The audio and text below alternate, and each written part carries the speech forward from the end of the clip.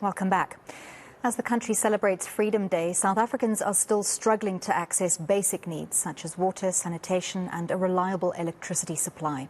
Blackouts have become part of our daily lives and have made a big dent in the country's economy.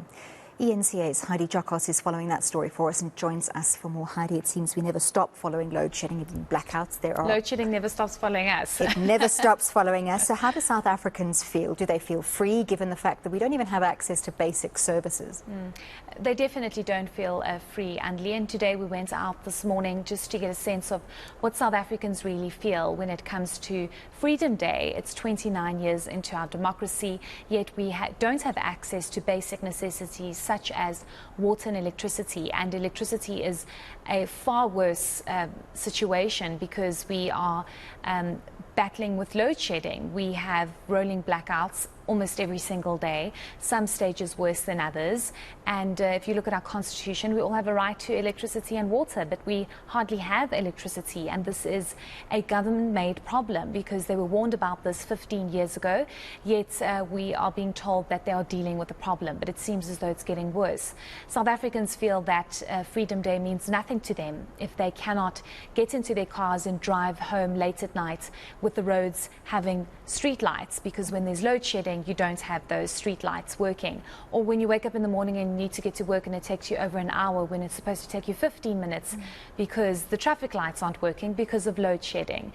Crime is exacerbated. Everything is affected because of the load shedding. And not even to mention the impact on our economy. People can't do their jobs because they simply don't have the power to do it. Exactly, and also the price of goods. Everything is going up because now you need to change your production line and now factor in diesel costs for generators because of the load shedding. So absolutely everything is affected.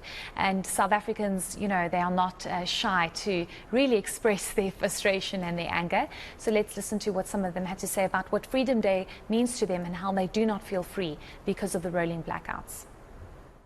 To be honest, we are not free. This is not Freedom Day for us. We can't celebrate. We can go everywhere. The place is dark. So we can't say it's Freedom Day while we are in darkness. So what free are we talking about since we are in a dark city? No, I don't feel free. Sitting in darkness is a terrible thing to humans and to humanity. People can't survive like this, and we should see who we should vote for. No, ma'am, I don't feel free as a South African because load shedding is sometimes in purpose. I think it's deliberate when the ways they're doing in terms of the stages, because some places are lit and some are not. Yeah. So do you hope that they sort this out? I mean, in terms of being free, you know, in our constitution it says that everybody has a right to electricity, to water, but we don't really have that. Yeah, I think for this democracy to succeed, they have to make sure that they speak the truth, especially these politicians and people who know what is really going on. I think they need to make sure that they speak the truth as to the energy crisis. Yeah. They say it's democracy today. At my age, I don't know if I can feel that. You know, I thought by the time I leave this earth, there won't be things like load shedding. In the beginning, there was none. This is really disappointing. I was expecting a lot of changes, you know. It's not, we're not against democracy like now we stay in the suburbs. Kids go to school. But do we need only that? I'm originally from Butterworth in the Eastern Cape. Oh, the roads are horrible. And we voted. That is where our government gets the votes. From us, the elderly, and especially from the rural area. But what do we get in return? Not at all. I think it's not just the electricity, it's literally everything. I mean, we're having water problems, it's the rising inflation, it's the housing market, it's job security, it's physical crime and everything. So no, not at all. Not at all. No, I don't. Heidi, what are the experts saying about the mental toll that this takes on South Africans? So we talk about it often that, you know, South Africans are very resilient. We've got a great sense of humor. We make jokes about the toughest things we experience. But surely, underneath all of that bravado, people are really struggling. Yes, people really are, Annalie. And as I mentioned earlier on, it's very difficult to plan your life when you don't know. Today it's stage 6, in a couple of hours it's stage 5, and then it's stage 2, and it's very difficult to plan anything when you have an unreliable grid. It's also very difficult to be driving home late at night, especially as a woman, not knowing if you're going to get home safe, because the roads are completely dark. You have no idea what is in front of you.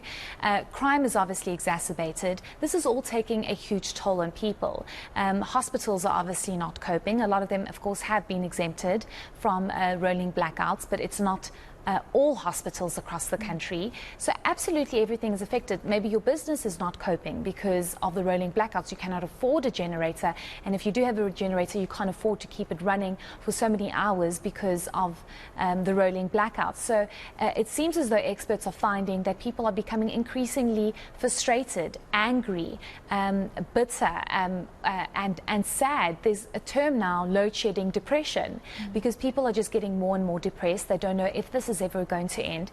And experts are even saying that as much as South Africans find humor in everything, there's no humor in this anymore, because we just don't see an end in sight. Let's listen to what one professor from the University of Johannesburg had to say about the emotions attached to rolling blackouts. The emotions we are looking at are that I reported on now was the negative emotions. So it's anger, disgust, fear, and sadness. And it almost doubled since last year, April 2022, which we must remember in April 2022, we also had load shedding. So people now, the negative emotions in the country is really high. If those negative emotions is not addressed, it can go over an action. So it can be strikes. We've seen it before. So we don't want that action that follows real anger and frustration. And, you know, normally South Africans something terrible will happen in South Africa. In a few days, they will start joking about it. They've stopped joking about load shedding. There's nothing funny about it any longer. So if you look at tweets, you will see people are really, they had enough of load shedding. And there's no hope. They can't see a plan how it's going to change. So as soon as you've got hope, you can increase your positive emotions. But at this stage, there's nothing. Heidi, I suppose it's quite apt to say that people feel literally and figuratively powerless to do anything about the situation. And even in this situation, we find a way to laugh about it. Thank you very much. eNCA's Heidi Giokos telling us a little bit about how South Africans feel on Freedom Day about blackouts.